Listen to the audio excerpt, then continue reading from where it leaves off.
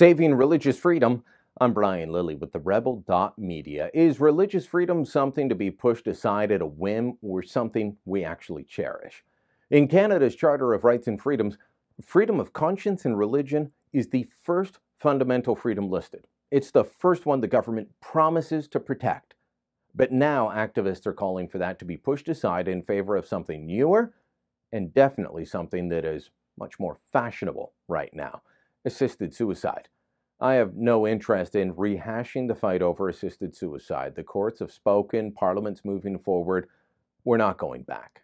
But what I'm going to explain to you is whether you fully support assisted suicide or fully oppose it, we all need to stand together for fundamental freedoms, such as freedom of religion. See, while the debate about assisted suicide is over, we as a country are still trying to figure out how to implement it. And according to the CEO of the activist group Dying with Dignity, the right to assisted suicide needs to trump religious freedom. That's what they said. Look at this article in the Toronto Sun. Religion shouldn't outweigh law, assisted death advocates say. That's the headline. The article opens with this: religious values can't trump constitutional rights when it comes to doctor-assisted deaths, advocates for the procedure say. As I said, freedom of religion is the first freedom protected in the Charter. Don't believe me? You can have a look. The Fundamental Freedoms section starts at Section 2 of the Charter. It says everyone has the following fundamental freedoms. And then Section 2A is freedom of conscience and religion. That's pretty clear. You can't get much clearer than that. I thought maybe the reporter here had pushed the boundaries with the opening line. Maybe the editors, they wrote a headline designed to get attention. A little bit of clickbait in this internet age. But no, they go on to quote Shanaz Gokul, the CEO of Dying with Dignity, saying that religious hospitals, Catholic ones specifically, cannot be exempt. These institutions shouldn't have the right to object. The Catholics may object. People have different beliefs. But should they have the moral right to refuse a charter right? It is the height of indignity to refuse those who meet the requirement. There's a few things here, but first off, the Supreme Court may have struck down the old law banning assisted suicide as violating the Charter.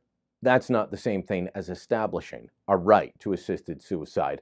Secondly, there is an actual enumerated Charter right to freedom of religion, and yes, as has been demonstrated in Charter cases before the Supreme Court, such as Loyola High School v. Quebec, religious organizations can claim a Charter right to freedom of religion.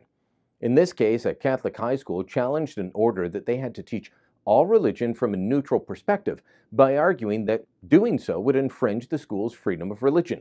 Here's part of the court's ruling in favor of Loyola.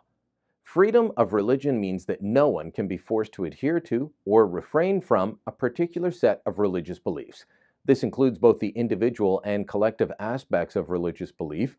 Religious freedom under the Charter must therefore account for the socially embedded nature of religious belief and the deep linkages between this belief and its manifestation through communal institutions and traditions. See, freedom of religion is not just an individual right. It's not, as some would say, restricted to freedom of how you worship. It's greater than that. The argument from many supporters of doctor-assisted suicide is the old prohibition against it. Well, that was an attempt by some to impose their morals on others. I can understand that argument. I actually can't force you or anyone else to live by my moral code. But in saying that everyone, every organization, even those opposed, must provide this service of assisted suicide, aren't those advocates doing exactly that? Trying to force others to live by their code.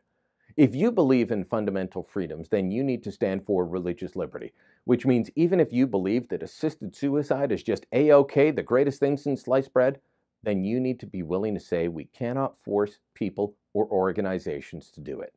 The fact that these hospitals get government money, it's not a factor here.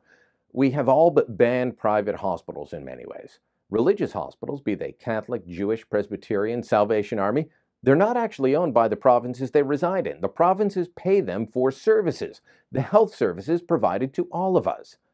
If we said that taking government money meant you had to do exactly what the government said, well, then teachers could be stopped from striking, city workers could be forced to do whatever we asked of them, pensioners would be at risk of following orders, as would parents getting baby bonus checks. It is a false argument. Religious liberty needs to mean something. Freedom of conscience and religion needs to mean something. If we're willing to set all that aside for this cause, then we may as well perforate the whole charter, put it on a roll next to the toilet, because none of it will mean anything beyond what judges and the latest cause of the activists will allow it to mean. So if you agree with me, I need you to go to savereligiousfreedom.ca and sign our petition. That's savereligiousfreedom.ca. Sign the petition, then share it on social media, by email. Make sure your voice is heard and those of your friends and family are heard as well. savereligiousfreedom.ca.